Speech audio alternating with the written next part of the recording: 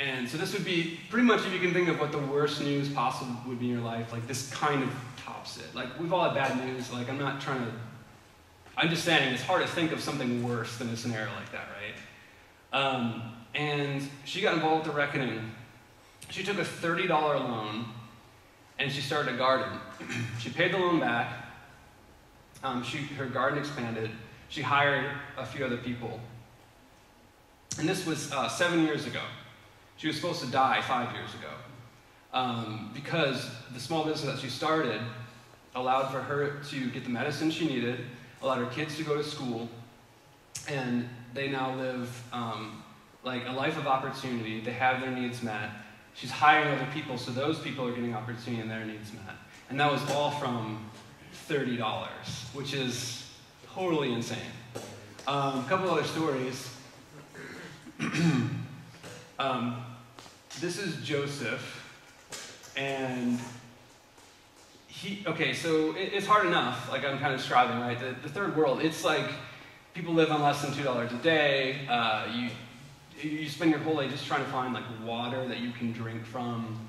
It's not cool, right? It's not like you go home, you turn the faucet on. Like life, just to be honest, kind of sucks there. And Joseph doesn't have his legs don't work either. So if you want to like take it up a notch, try doing it without being able to use your legs. So in order to survive, Joseph has developed skills to make a hand bike that he uses to get around. So he's able to lay on it and use his hands to go around. And just by maintaining that, he's developed skills to do basic bike repair and so on. Excuse me. And he was renting tools to have this like bike shop. And the tool rental was as much as he was making. So this wasn't really a good way of doing things. And when I say tools, I mean, they're not like the type of tools when you go home in your garage. I mean, they're like, to call them tools, like cavemen are kind of offended. Like, like they're I don't understand how you can do anything with them. But so he got involved with the reckoning, and instead of running and getting gypped by running these horrible tools from someone else, the reckoning gave him the money he needed to buy the tools he needed. He started a bike shop, and it grew. He also has children, and it's the same scenario. Now he has a sustainable business. His kids are getting an education. The needs are being taken care of. So these are the ways that the actual cycle of poverty has been broken. The reckoning, one of the things I love about them is that they see the poor not as objects of our pity, but actually partners for change. That is, the solutions of poverty is in the poor themselves. And then one more story. We don't know who that is, and in some ways that's really appropriate because there's this forest that's called the Forest of Hope that was started by a group of widows. They came to the reckoning and said, we have this idea. We could plant eucalyptus trees and cypress trees, which grow really, really fast. Every year we cut them down, we sell them for the lumber, and then we replant, and smart business makes a lot of sense, right? And so they started doing this. They came back to the reckoning after paying off the loan, and they said, we have more money than we need. Is it okay? Is it okay if we use the extra money to care for orphans? Of course, it's a terrible idea.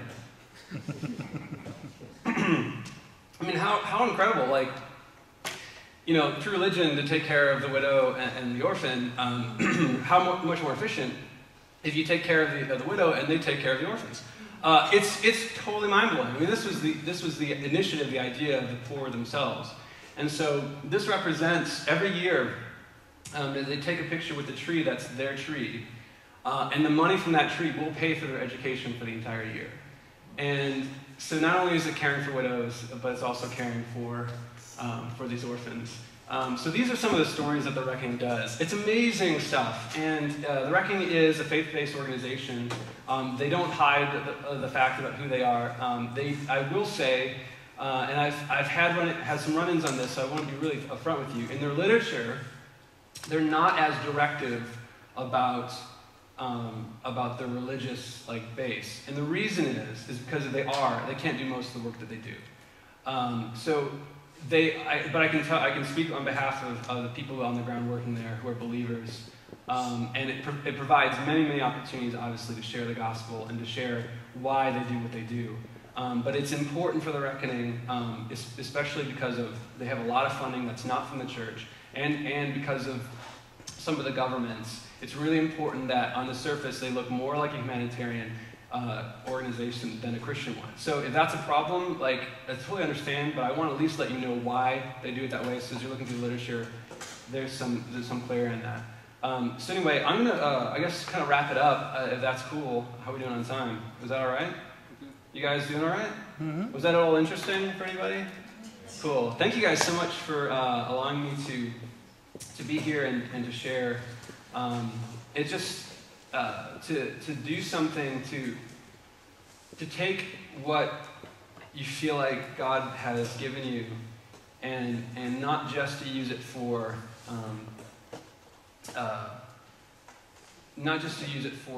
the edification of the church, which is really important and has a lot of value, but to even beyond that, to be able to use that to make a difference and to shine that light in the world. I feel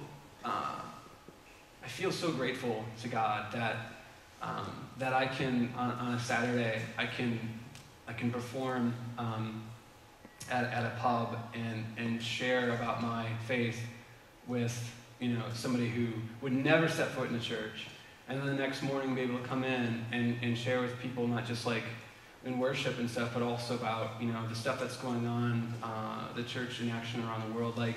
To see those two pieces brought together, and I just really want to encourage you, think about what it is that God has put on your heart, and what are the gifts that you have, to not just to share amongst yourselves, which is great, but also to be a demonstration of Christ in the world. Just to really consider that. And as you're considering that, I'm going to play a song from the record that I did, and there's no obligation to give. I don't want. It's not a fundraiser. We're not locking the doors. It's really. There's so many opportunities and so many things to serve. So many different ways to serve Christ.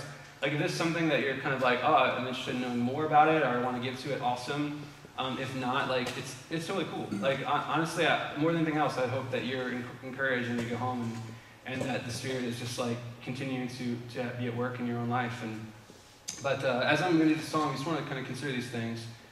And the song is from the record I did